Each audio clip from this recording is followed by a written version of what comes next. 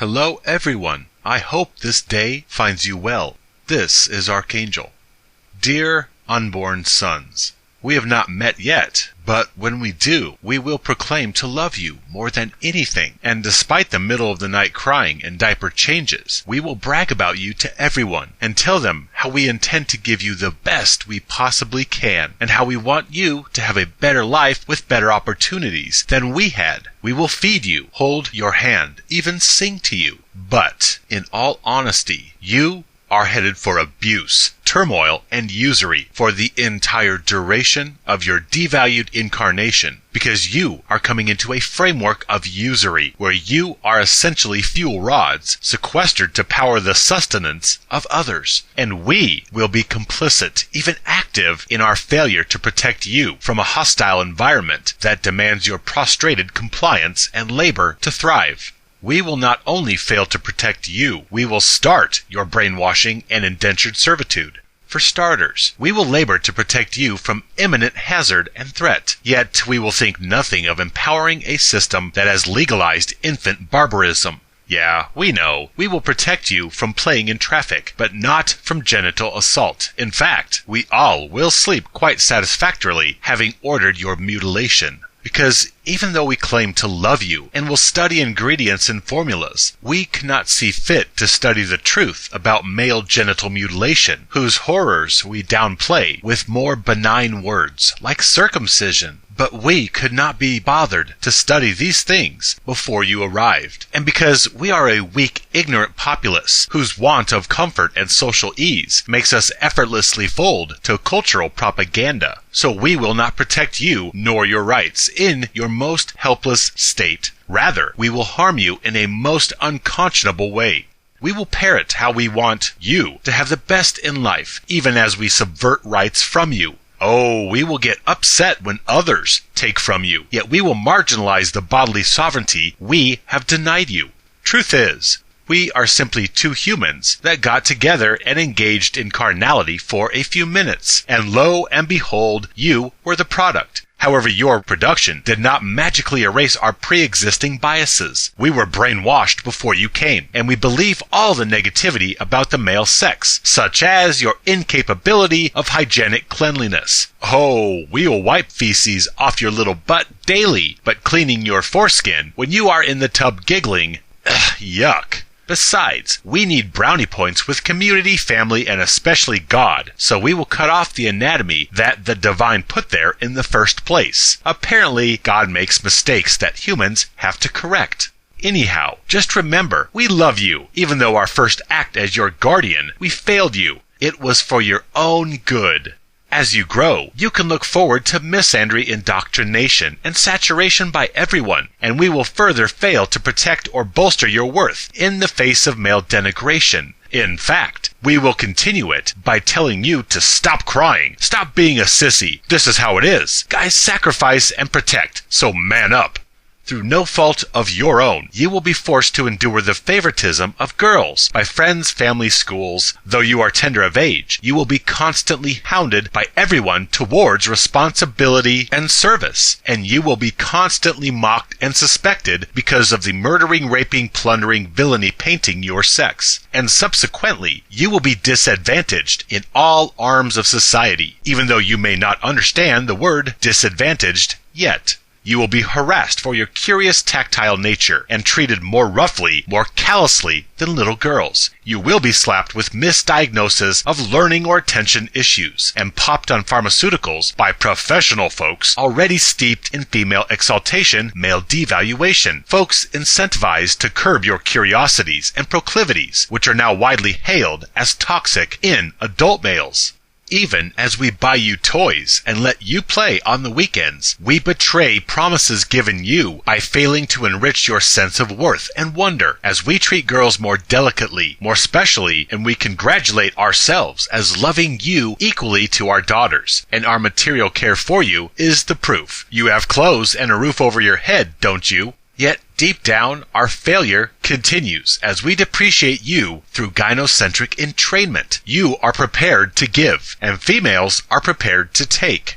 When you were cuddly and adorable and funny, we tolerated you. Yet, as you grow and become unmanageable, we will forget our vows of a better life for you and simply give you junk food and cell phones to appease you and occupy your time so that we may unburden ourselves of all this parenting crap. We will enlist society's help in controlling you. Church, school, sports, youth groups, all will help mandate your hair, your dress, your behaviors, commensurate to your lesser value utility status. Oh, and we will definitely physically correct you and feel entitled to touch you as we spare girls physical correction, or at least to a far lesser degree than we will trespass you with. We will say adult males cannot strike adult females because adult females are generally smaller, less able-bodied physically, yet juvenile males, boys that are half the size of adult females. No problem. We see no hypocrisy in physically striking them for misbehavior.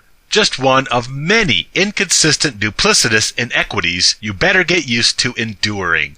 As you enter adolescence and puberty, you will become the object of general mockery and social levity. Your biology and functions and smells all will be communal comedy. Here, our failure to you will intensify. Rather than build you up as beautiful, powerful, potentially limitless individuals, we escalate gynocentric entrainment and pound your head with career, family, marriage goals, and endgames, regardless of whether you would organically choose these paths or not. Our egos necessitate the desire for you to reflect positively on us, so we will saturate you with God, honor, duty, country, family programming to sway your development, so hopefully you turn out and do us proud that we might brag your utility providership conformity to gynocentric friends and neighbors. We prefer that you learn the reality of life from your environment, so we employ school, church, and peer competition to teach you your place in this world. So rather than explain the burgeoning sensations and feelings males experience as excitable concoctions of endogenous chemicals that pretty girls elicit in them, it's not love. Instead, we cower it out and simply promulgate the holy, divine, true love fairy tales given us to explain away our overwhelming oppressive coupling culture.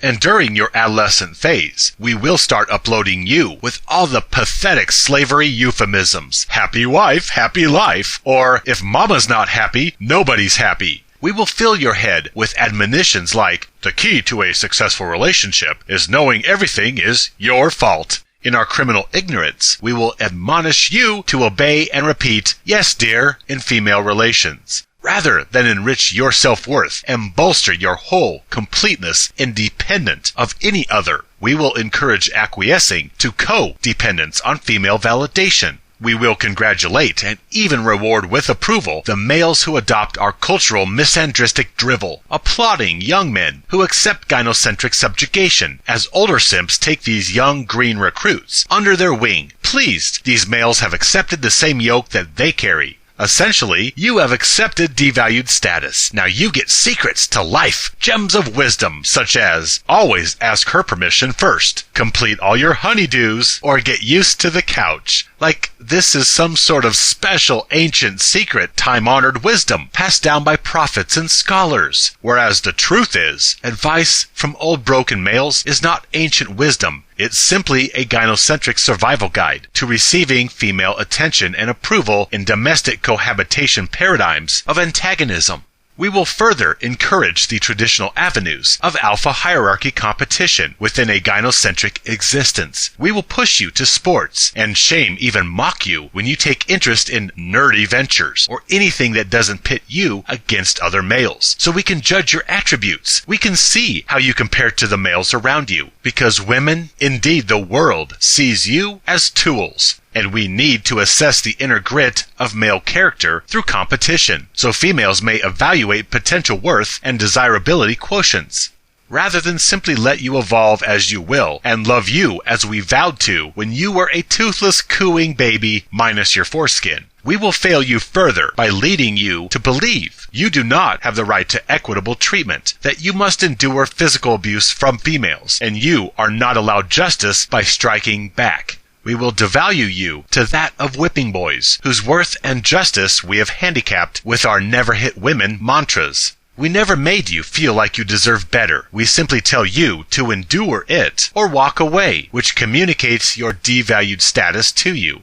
Then, as you enter adulthood, you are now deemed eligible to sacrifice and die for others. We all but drive you to debase yourselves with alcohol at bars or clubs or college parties, as you are set free to compete with other males for female validation, chasing salvation through females just as we programmed you to do. Indeed, many young males will be found drowning their sorrows at validation failure in substance abuse. Yet we turn around and criticize males for their selfish, hedonistic college phase, even as you are following the validation solicitation programming we gave you. Then, as you have one relational mishap after the other, rather than comfort and be there for you, we will push you back into the meat grinder with consolation euphemisms, such as, "You'll find the right one someday."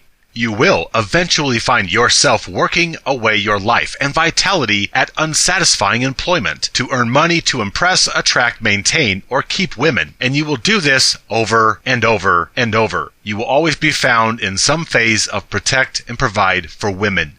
You will endure such abuses and aggravations you cannot yet understand. Your infinite possibility will wither as you simply become a utility to females and society. You cannot know the grace and potential that will be usurped from you for female benefit. This will be the balance of your life, servitude to the superior class, and your prostrated thanks for any acknowledgement they bestow on you.